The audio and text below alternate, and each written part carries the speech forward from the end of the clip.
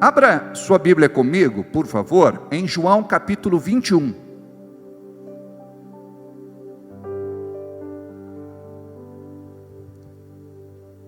Versículo 15.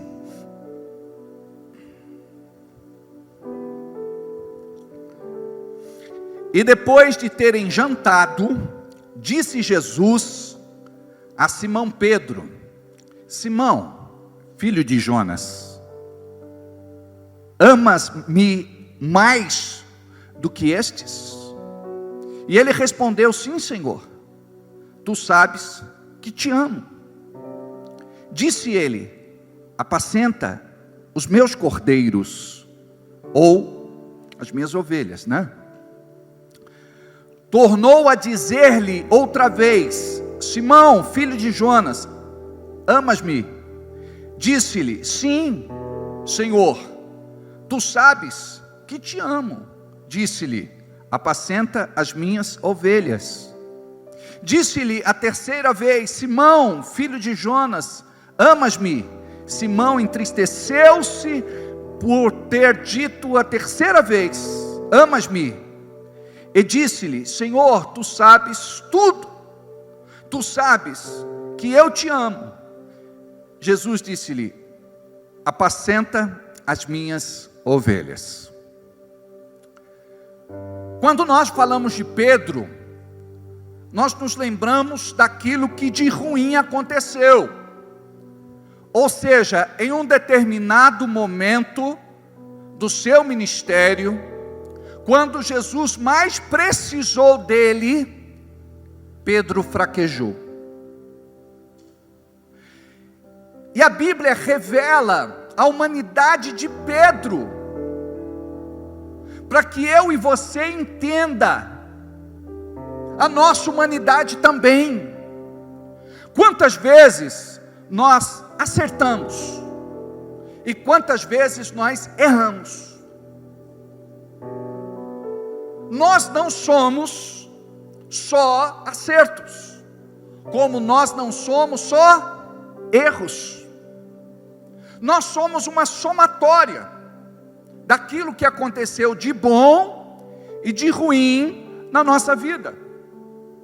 Acontece que muitos não sabem lidar com isso e vivem de passado, fustigados por aquilo de ruim que aconteceu. Isso marca negativamente uma pessoa e impede ela de crescer emocional, sentimental, profissional, financeira, social e espiritualmente. Aqui, nós olhamos para Pedro, que precisava ser cuidado na sua ferida aberta, antes de cumprir o propósito que Deus tinha preparado para ele. A palavra diz que depois do ocorrido, porque Pedro dizia: Jesus, aconteça o que acontecer, eu não vou te deixar, eu não vou te abandonar. Ele queria dizer com isso que era o mais fiel do grupo. Ou seja, por conta do seu orgulho, ele queria se apresentar a Jesus e mostrar que ele era o que não era. Nós precisamos tomar muito cuidado com isso, porque muitas vezes nós também queremos mostrar que somos aquilo que não somos. Por isso que a palavra nos desafia a ir para a luz, onde tudo é revelado, onde tudo é mostrado, onde tudo fica às claras. Quantos de nós não conseguem ter uma vida cristã de liberdade, porque tem muita coisa dentro de nós que nos amarra e nos impede de ter uma vida diante de Deus. Tem muitos que não conseguem fluir em Deus. Tem muitos que não conseguem se mover em Deus. Diz a Bíblia então, que no dia que Jesus foi preso, Pedro e outros apóstolos fogem, e num determinado momento, Pedro tenta se aproximar, e quando ele está num pátio, onde dava para ver Jesus, ali, alguém disse: este homem fala como Nazareno, esse homem fala como Jesus, este homem é como um deles, este homem é um deles. E naquele momento, com medo de ser preso, talvez morto, ele abre a boca e pragueja, dizendo: não, eu não sei quem é este homem, eu não conheço, eu nunca o vi antes, me deixa, me larga, eu não sei quem ele é, eu jamais seria um deles. E diz a Bíblia que naquele momento o olhar de Jesus se encontrou com o olhar de Pedro. E o original fala que aquele olhar foi cortante, penetrou no coração de Pedro. Ele sai daquele lugar chorando. A Bíblia fala que não foi qualquer choro, ele chorou amargamente. Eu não sei se você já teve alguma experiência assim na sua vida. Eu tive algumas, onde você chora copiosamente, compulsivamente, amargamente. É algo quase que incontrolável. Naquele momento você está completamente fragilizado e vulnerável. É a hora que você vai ouvir a voz de Deus ou a voz do diabo. Deus quer tratar você em todo momento. Olha só, a Bíblia não fala que Pedro, ou melhor, qual seria o discípulo traidor. A Bíblia não fala. Ela faz menção de que um deles trairia Jesus. E quem foi que traiu Jesus? Judas. E quando nós olhamos para a palavra, nós vemos que o diabo foi encontrando brecha na vida dele. E por conta disso, ele foi aquele que o diabo usou para trair Jesus. Mas Judas, ele sentiu remorso. Diga comigo, remorso. E por conta do remorso, ele se enforcou, ele se matou, ele se suicidou. Então o remorso leva para a morte, mas o arrependimento, aquilo que Pedro sentiu, leva ele para a vida, porque aquele choro lavou a alma de Pedro. Aquele choro foi o que permitiu para Pedro uma outra oportunidade. Deus, ele olha para você e ele sabe com quem está lidando, com quem está tratando. Ele te conhece, ele sabe exatamente quem você é, sem passar pano. E mesmo assim, ele nos ama. Dá para você entender isso? Que Deus te ama como você é. Nós escondemos dos outros os nossos defeitos, mas não podemos esconder de Deus. As pessoas se afastam de nós, as pessoas nos criticam, as pessoas nos amaldiçoam, mas Deus, ele se aproxima de nós quando dizemos a Ele qual o nosso defeito, com a nossa deformidade, aquilo que nos afasta dele, porque nós somos tortos, e a palavra diz que ele é aquele que endireita as nossas veredas. Nós somos complicados de lidar. Tem dia que estamos bem, tem dia que estamos mal. Olha só, Pedro foi para o Getsêmani, ele levou com ele uma espada, ele já estava se preparando para aquilo que Jesus vinha profetizando. Quando Jesus é preso, ele tira a espada e de ímpeto corta a orelha de um dos servos do sacerdote. Ele corta a orelha de Malco. Aí Jesus pega a orelha e cola. Opa, colei errado. Cola a orelha de Malco.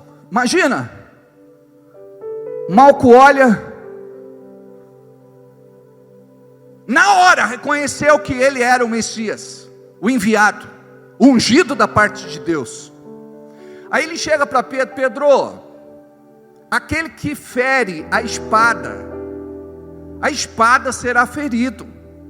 Pedro, se eu quisesse, eu chamava 12 legiões de anjos para estar aqui e resolver essa parada, mas deve-se cumprir o que está escrito nas Escrituras.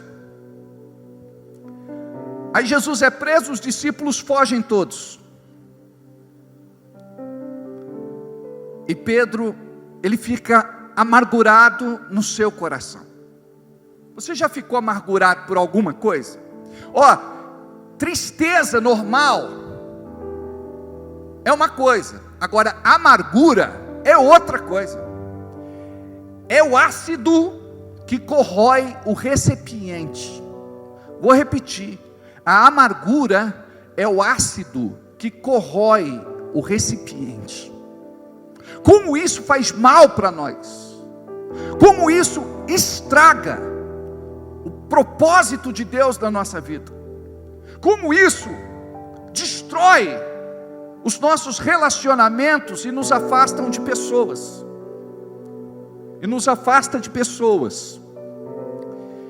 Então, aqui está Pedro e alguns outros discípulos pescando, e eles estavam pensando em voltar à velha vida, de jogar as redes e de pescar de novo, porque Jesus morrera. Tudo aquilo que Jesus tinha prometido, eles pensaram: morreu com Jesus. Eu vi ele tombando a cabeça, eu vi ele dando o último suspiro. Acabou para nós.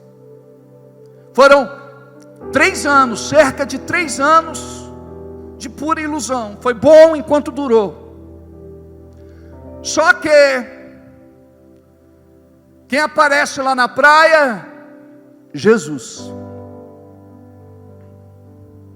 Quando Pedro viu que era Jesus, ele pula nas águas, porque ele estava nu. Isso traz uma revelação. Não adianta você se esconder de Deus, porque Ele conhece a tua nudez. Eu vou falar algo bobo para você agora, não me julgue por isso. Eu estava um dia tomando banho. Eu não sei se você sabe, mas a gente toma banho sem roupa, peladão. E eu estava lá tomando banho, e a água caindo em mim, eu orando e dizendo: Deus, que a tua graça possa me limpar, me purificar, me santificar. E eu lá orando no banheiro, de repente uma voz disse: você não pode orar, você está pelado. Eu falei: Deus, me perdoe, eu estou pelado. Aí eu vi uma voz no meu coração que disse: eu te conheço, com roupa ou sem roupa. Quando nós nascemos, nós viemos sem roupa, e quando nós formos, seremos vestidos com uma nova veste, alva mais que a neve. E o próprio Deus vai providenciar essa cobertura de glória para nós, em nome de Jesus. Então imagina, quem é que estava naquele barco? Era um homem frustrado, decepcionado, desiludido, derrotado, fracassado. Vou repetir, era um homem desiludido, era um homem totalmente em frangalhos, agora em dúvida, sem saber o que fazer, iludido, frustrado, decepcionado, derrotado, fracassado. Esse era o Pedro. Todos os dias ele se culpava por ter abandonado Jesus, porque não cumpriu a promessa, porque negou Jesus com veemência, praguejando. Às vezes alguns de vocês dizem assim para mim: pastor, pode contar sempre comigo, serei sempre fiel a você neste ministério, sempre leal, eu nunca vou te abandonar. Irmãos, dá um calafrio na espinha, porque eu lembro de Pedro. O melhor é não falar, é ser. Porque aqueles que pensamos que nunca se vão, são os primeiros a debandar. E você não deve ser assim. Você deve entender qual é o propósito de Deus para a tua vida. Tem gente que hoje diz: Deus falou, passa um tempo, Deus retira tudo aquilo que falou, Ele cancela, Ele desfaz tudo aquilo que Ele tinha começado a fazer. Ou seja, não foi Deus quem fez, foi a nossa alegria da alma, empolgação, entusiasmo.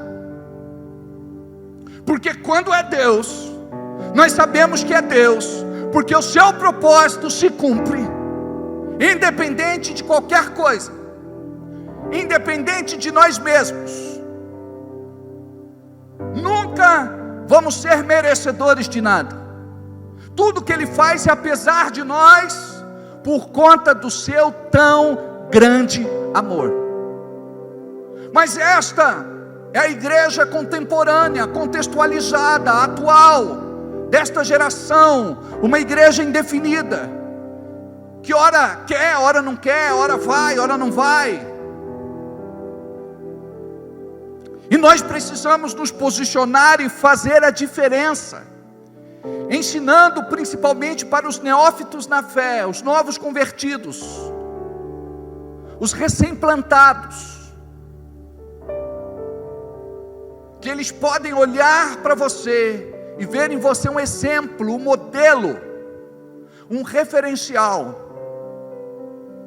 Aí, imagina só que Jesus pergunta: tem alguma coisa para comer? Ele já tinha preparado o fogo, pão e peixe. E diz aqui o texto, nós começamos a ler a partir daí. Olha só: e depois de terem jantado, olha a psicologia de Jesus, Ele esperou primeiro esse povo encher a barriga, para poder tratar, para poder falar o que precisava ser dito, porque aquilo que precisava ser tratado não podia mais ser adiado. Você sabe quando nós perdemos alguém, ou quando a gente se perde? É quando a gente adia uma conversa. Ninguém gosta de ser confrontado, aí a gente vai empurrando de barriga para amanhã, outro dia, e a coisa nada acontece. Aquele era o dia que Jesus marcou para curar Pedro. Guarda isso. As nossas conversas devem nos curar. Nunca saia de uma conversa mais doente do que você entrou. E a disposição é do teu coração. Não importa o que o outro fale, as suas acusações, o apontar de dedo, as suas injustiças. Quando você morre para você, aquilo que o outro faz não vai destruir você. Porque tem pessoas que vivem amargadas, azedadas e curtidas por conta de tudo aquilo que aconteceu ao longo da sua vida. Eu vou contar uma ilustração.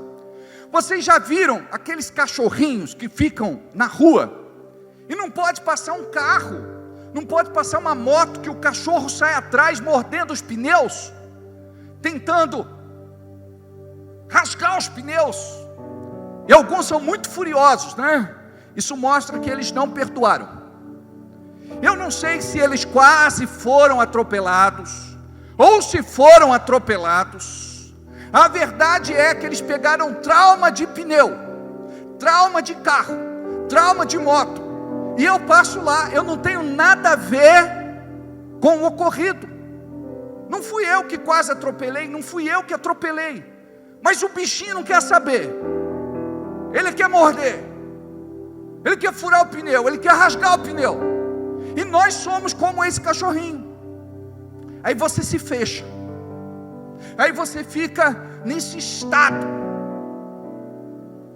E não se dá conta, se torna ignorante, sistemático, briguento, se isola, muitas vezes fica apático, não gosta de estar no meio de pessoas, e às vezes até desabafa, dizendo: é que já me aconteceu tanta coisa, que eu prefiro vir na igreja, assistir o culto e ir embora. Eu não quero que me aconteça aquilo que já me aconteceu lá atrás.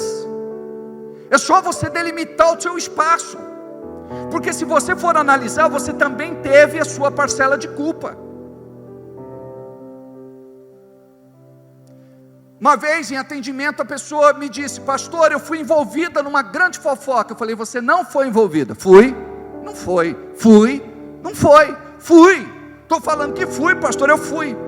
Você se deixou envolver. Vou repetir: você se deixou envolver. Uma das pessoas que fazia parte da nossa liderança, um dia conversando comigo, disse assim: pastor, tem muita fofoca dentro da igreja. Eu disse: eu não sei com quem você anda, mas as pessoas que andam comigo não são fofoqueiras. Isso serve para você também. Descarta os fofoqueiros. Conta um segredo para 5 pessoas, aquelas que você julga ser de confiança. Conta um segredo diferente para cada uma delas. Se vazar, corta. Se vazar, se distancia. Sabe por quê? Eu estou falando de ter uma vida saudável. E tem gente que é tóxica. Tem gente que faz mal para nós. Eu já falei aqui. Tem gente que é legal para a gente comer um lanche, uma pizza, dar risada, contar piada, se divertir. Outras não dá para chamar para trabalhar com você. Não dá para ser seu sócio. Imagina só, uma pessoa da nossa igreja que é empreendedora, foi numa reunião de negócios, estava conversando num café com a sua futura sócia, e na conversa ela deixou escapar que quando o marido deixava a carteira em cima do móvel, ela abria e pegava dinheiro. Na hora, essa pessoa se fechou, deu uma desculpa, se retirou desse encontro de negócios, para não fechar mais sociedade com essa mulher. Se ela rouba o marido que é marido, ela não vai roubar a sócia? uma pessoa que está entrando na vida dela naquele momento. Então tem gente que você não pode levar para a tua intimidade, para o teu círculo de amizade, que deve ser restrito. Você deve ser uma pessoa seletiva. Olha só, deixa eu contar algo para vocês. Jesus, ele andava com uma grande multidão. Jesus separa 12 discípulos e traz para junto dele. Dos 12, ele tinha 3 mais próximos, que era Pedro, Tiago e João. E somente um reclinava a cabeça no seu peito e ouvia a batida do seu coração. Dá para entender? Tem pessoa que não comemora suas conquistas. Tem pessoas que não se alegra com as suas vitórias. Tem pessoas que você olha na cara delas e você vê que está destilando a inveja, o ciúme, a maldade. Então nós precisamos ser seletivos. Nós temos 3 grupos de pessoas com quem nós trabalhamos dia a dia, que são aqueles que são íntimos, aqueles que são necessários e aqueles que são estratégicos. Então você precisa ter inteligência emocional. Sabe por quê? Você não vai se ferir com mais ninguém. É essa cura que Deus proporciona através da palavra e do Espírito Santo. Você não vai ser uma pessoa fria, insensível e indiferente. Você vai ser uma pessoa que tem discernimento espiritual. Imagina agora a conversa de Jesus com Pedro. Pedro, você me ama. E a palavra aqui no grego, da parte de Jesus, é o amor ágape. O amor do tipo de Deus, o amor incondicional, o amor sacrificial, o amor infinito. Mas a resposta de Pedro foi com um amor filéu. Em vez de ele dizer assim, eu amo, ele disse como se fosse assim, eu gosto. Então aquele que só gosta, não vai se entregar pelas ovelhas de Cristo. Aí ele pergunta de novo, Pedro, tu me amas? E ele de novo usa a palavra no grego ágape, que é o amor do tipo de Deus, incondicional, sacrificial, amor infinito. Aí ele usa a resposta filéu,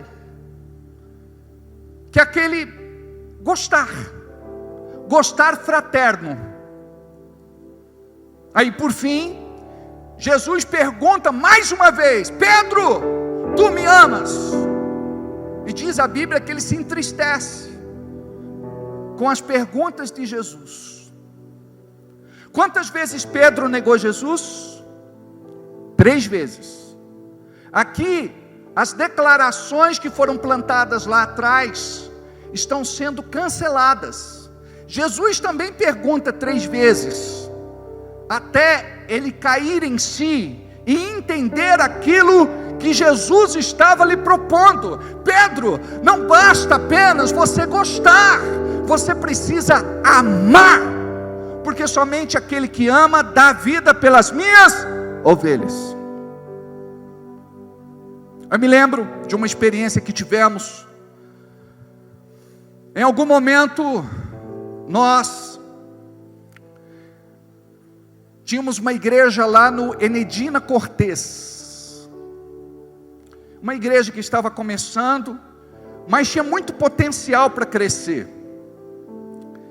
E eu me lembro que nós tivemos lá algumas situações, e nós estávamos numa célula, na casa da mãe da Renata, da Landinha, saudosa Landinha, hoje ela está com o Senhor. E eu perguntei para o nosso futuro pastor, presbítero da igreja, se você Você morreria hoje pela sua esposa? Sem titubear, ele falou: morreria. Claro. Você morreria, isso na frente dos irmãos. Você morreria pelo seu filho. Na época ele tinha um filho. Ele disse: claro que eu morreria. Aí eu perguntei: você morreria pela igreja? Ele disse: não, pela igreja eu não morreria. Eu disse: então vamos fechar. Muito triste, não é? Deixa eu perguntar algo a vocês. O que você está disposto a fazer hoje pelo Evangelho? Que tipo de sentimento você tem pela igreja de Cristo? Eu quero falar nesta noite a respeito de 5 passos que o diabo usa para te afastar de Deus e destruir o propósito do Senhor na sua vida. Quando uma pessoa entra na igreja, a primeira coisa que acontece com ela se chama euforia. A segunda coisa, depois de um tempo, pode demorar muito tempo ou pouco tempo, se chama acomodação. A terceira coisa que acontece é a cobrança. A quarta é a insatisfação. E a quinta e última é a mudança. Vamos fazer uma abordagem rápida para procurar entender. Vamos falar primeiro da euforia. É a expectativa pelo novo. E muitas vezes esta expectativa pode te levar a errar. Porque nem tudo que reluz é ouro. Você troca de repente a sua igreja de anos por uma igreja que você não conhece. Você não se apaixonou por ela ainda.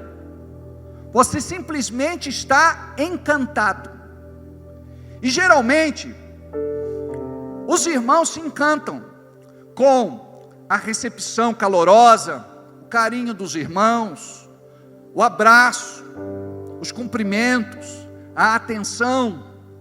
Parece que isso perdura só na sua entrada na igreja. Hoje nós precisamos nos curar disso, porque quando você perceber que está carente de ser cuidado pelo seu pastor, pelo presbítero, pela liderança. Quando eu digo presbítero, é presbitério ou presbiterato. Quando você está carente, você tem que manifestar a sua carência. A criança, quando quer mamar, ela chora. Muitas vezes ela chora não porque quer mamar, mas ela quer está com dor. Ou muitas vezes ela está incomodada por conta do xixi, então ela chora. Ou porque está com fome, ou porque está com dor, ou porque ela quer ser trocada. Então são os sinais que a criança, o bebezinho dá. E nós precisamos compreender isso, amados. Não deixe o diabo tirar proveito da sua carência. Quando estiver carente, ao invés de dizer assim: o pastor não vem em casa,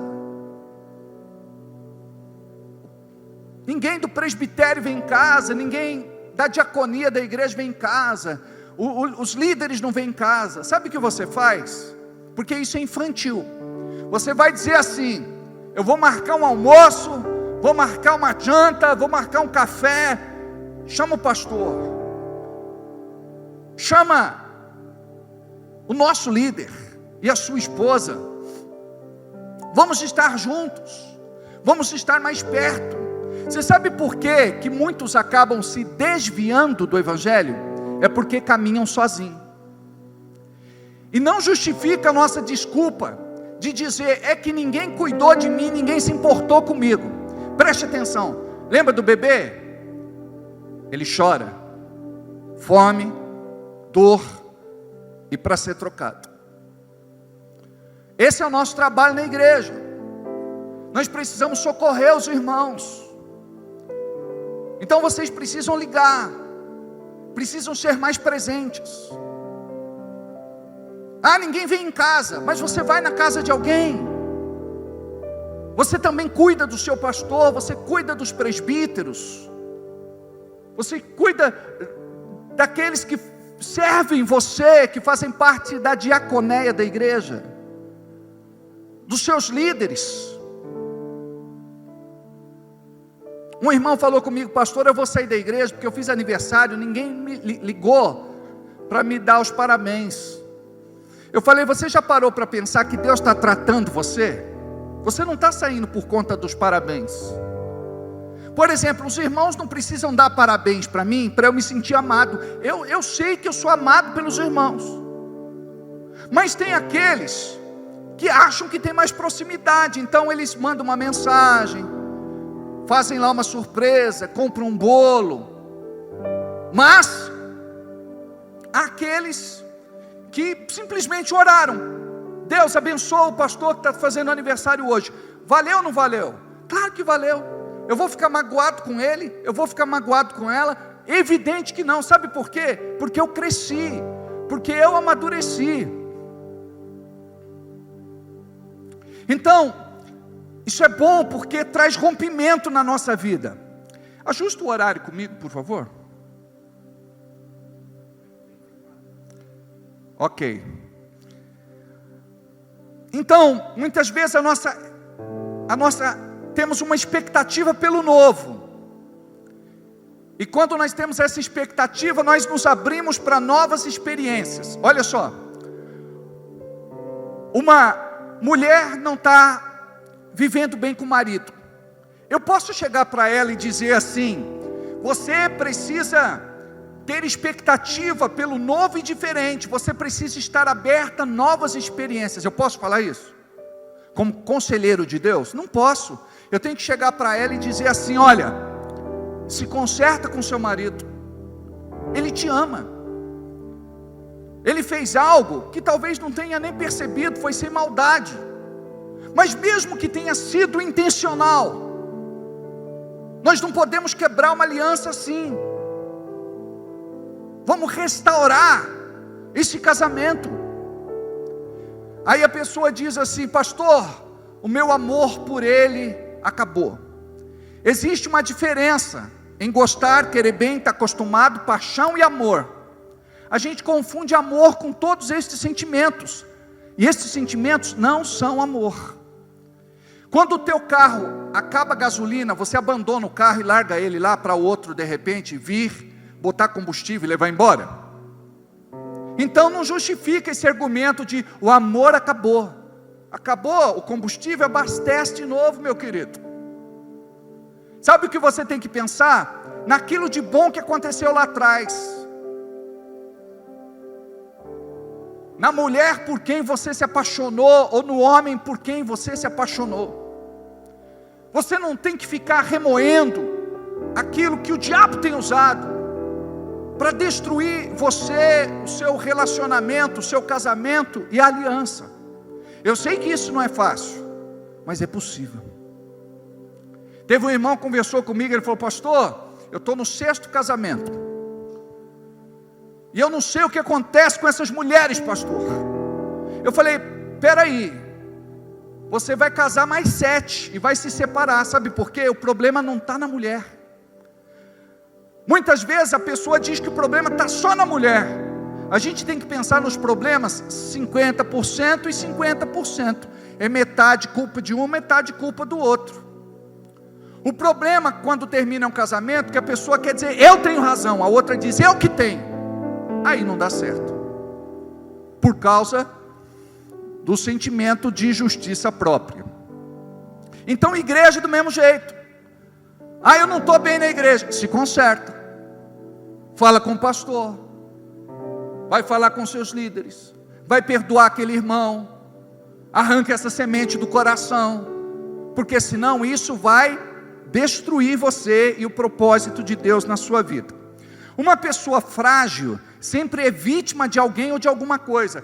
Você já parou para pensar que tem gente que diz assim: em todo lugar que eu vou acontece alguma coisa. O problema é que ela acha que o problema está no lugar. Ela acha que o problema está no lugar. Olha isso. O camarada chegou em casa e viu a noiva dela beijando o seu melhor amigo. Sabe o que ele fez? Ele ficou com muita raiva. Ele vendeu o sofá. Ele resolveu o problema? É claro que não. Então nós devemos pensar nisso, queridos. O problema às vezes não está no lugar, está na forma como nós administramos as nossas crises e conflitos. Tem gente que fala: eu já estava preparada, eu já estava esperando, porque sempre o diabo faz isso. Para com essa ladainha, para de se vitimar. Você tem que dizer assim: pastor, isso sempre me aconteceu, mas agora vai ser diferente, porque eu quebro este ciclo, em nome de Jesus. Isso não interfere mais na minha vida cristã, na minha vida ministerial. Você não vai se importar mais, nem com crítica e nem com elogio. Crítica não te derruba e elogio não te exalta. E você vai amar os irmãos, lembra do amor ágape? Do amor incondicional. Você não pode amar somente aqueles que falam bem de você. A Bíblia manda você amar os teus inimigos. Manda você abençoar os que te amaldiçoam. Manda você fazer o bem àqueles que te odeiam e te perseguem.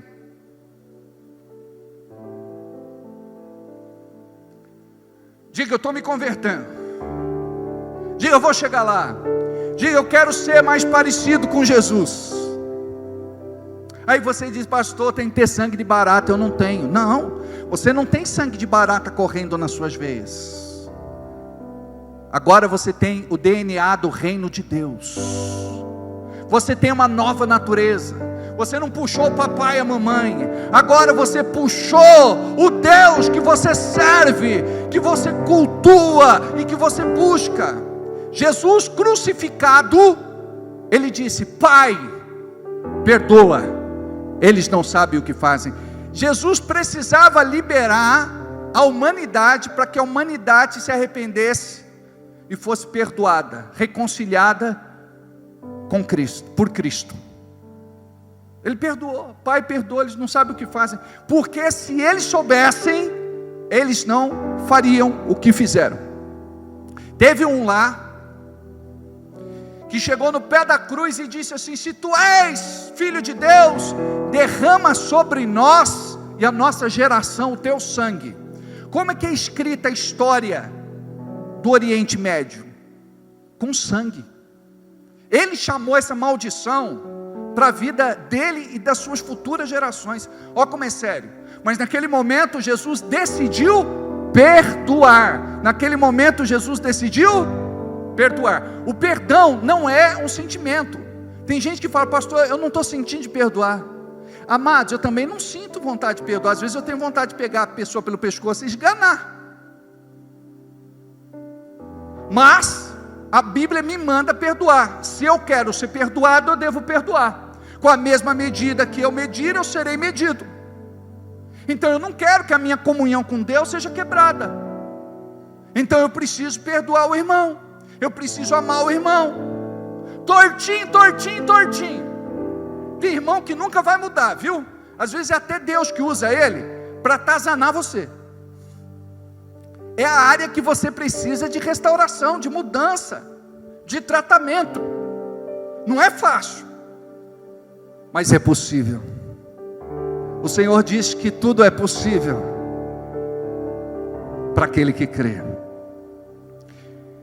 Geralmente, esta pessoa que é frágil, ela guarda no seu coração algo que a médio e longo prazo vai cumprir um propósito maligno. Guarda isso: vai cumprir um propósito maligno, ou seja, vai atrapalhar o propósito de Deus. A intenção do diabo é destruir alianças, separar pessoas, contaminar relacionamentos e retardar com isso e retardar com isso, atrasar a obra de Deus na terra. Desarmado para aquilo que é novo, a pessoa tem a tendência de se fechar para o antigo. Já ouviu aquela? O novo amor cura o antigo amor. É uma mentira. Tem Satanás 4:20. Não é verdade. Arruma um novo amor que você se cura do antigo amor. Não, irmão. Vamos para outro lugar. Vamos para outra igreja. Vamos para outro ministério. Larga dessa mulher. Larga desse marido. Não. Nós como igreja precisamos entender o que é aliança. E é tão bom quando o amor de Deus nos trata, a gente entende que errou, que pisou na bola, que não devia ter feito o que fez, que não devia ter falado o que falou. Aí somos curados. Mas quando você foge desta lição, você sempre vai ser bombardeado. Então, por conta de algum sentimento que não provém de Deus, pessoas sofrem. E olha, eu vou te falar uma coisa, elas sofrem demais da conta. E às vezes a gente não percebe, porque o nosso convívio é muito rápido.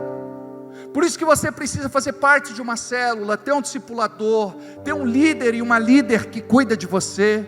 Homem cuida de homem, mulher cuida de mulher, para evitar problemas maiores. Mas esse é o modelo de igreja que Deus deixou para nós crescermos no seu propósito e na sua vontade para a nossa vida. Ter maturidade para resolver qualquer pendência. Muitas vezes isso falta para nós, não é? Maturidade para resolver qualquer pendência. Aí, quer discutir na frente do juiz. Acho que vai resolver assinando um divórcio. Quer discutir na frente do pastor. Quer brigar diante do pastor. E o pastor ali é um mediador. Eu estou ali não para dar razão para um e nem para o outro. Eu estou ali para ministrar a palavra. A palavra que cura, a palavra que sara, a palavra que liberta e a palavra que restaura. Uma vez eu estava num atendimento, aí a mulher falava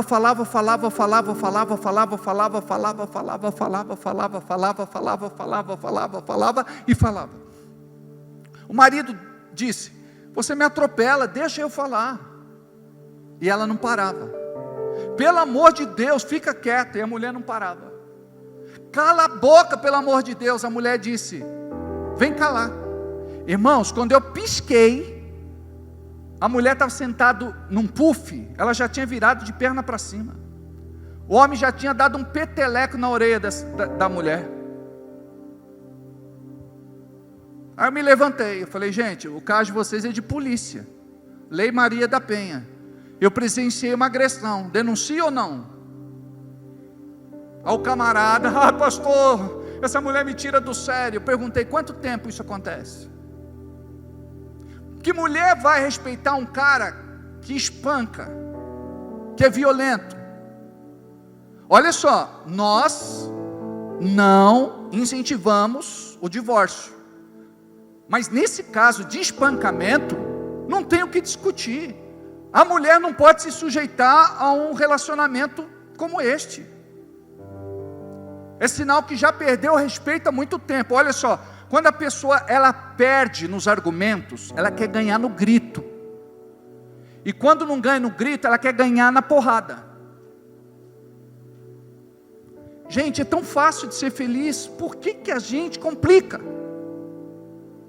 Por que a gente quer tornar difícil aquilo que Deus nos diz que é possível? Não é fácil, é trabalhoso, mas começa a mudança em você. Amém? Eu vou falar sobre outros tópicos semana que vem, porque nós não vamos ter tempo suficiente para lidar com outros assuntos. Vamos prometer que semana que vem estaremos aqui juntos? Aí nós vamos aprender, porque essa lição é muito preciosa. Olha, você vai criar raiz em Deus, na sua palavra, na sua igreja, na sua célula, no seu chamado, no seu ministério, porque tem gente que vive passeando nas igrejas e não consegue estabelecer o propósito de Deus. Deus, Ele quer te usar. Tem irmãos que às vezes chegam e dizem: pastor, eu fui muito usado lá na outra igreja. Mas você não orava para Deus usar você? Eu orava, mas não era desse jeito. Pois é, às vezes Deus faz isso, como fez com José. Quando ele tinha aproximadamente de 17 anos até quase 30 anos, José passou um cortado.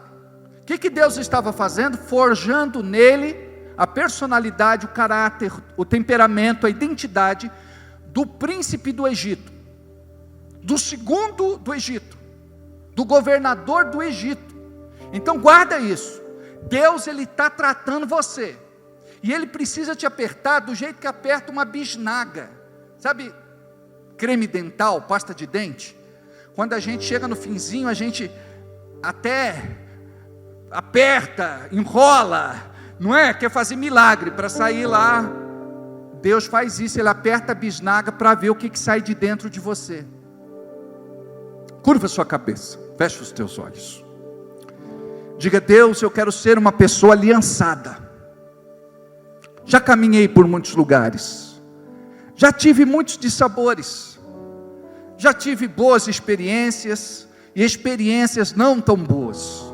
Mas eu quero colocar diante de Ti neste momento tudo aquilo que é negativo, tudo aquilo que foi pernicioso, que me maltratou lá atrás, que criou em mim uma resistência, que me trouxe traumas complexos, tormentos, crises de identidade.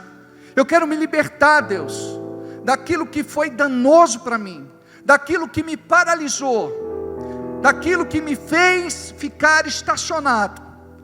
Eu quero romper, assim como aconteceu com Pedro. Eu quero que o Senhor me tome pela mão e me tire, Senhor, desta situação que estou vivendo. Me resgata, me cura, me liberta, me abençoa, em nome de Jesus, amém.